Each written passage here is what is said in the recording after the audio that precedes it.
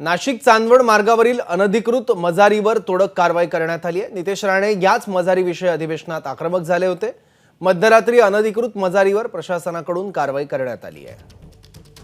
नाशिक चांदवड मार्गावरची अनधिकृत मजार होती जी आता तोडण्यात आली आहे। आणखी माहिती घेऊ आपले प्रतिनिधी सुशांत सावंत आता आपल्यासोबत आहे। सुशांत, सौरभ, आपण जर बघितलं असेल तर अधिवेशनात भाजप आमदार नितेश राणे आक्रमक झाले होते। नाशिक चांदवड नॅशनल हायवेवर जी बेकायदेशीर मजार उभी करण्यात आली ती नेमकी त्यामागे कुणाचा हात असा सवाल जो आहे तो नितेश राणे यांनी उपस्थित केला होता।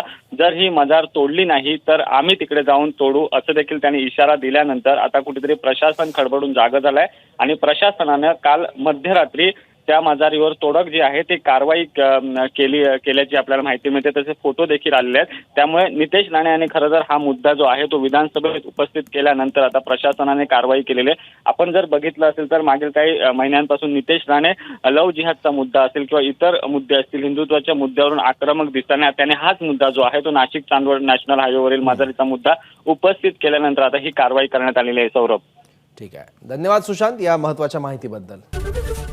एबीपी माझा, उघडा डोळे बघा नीट।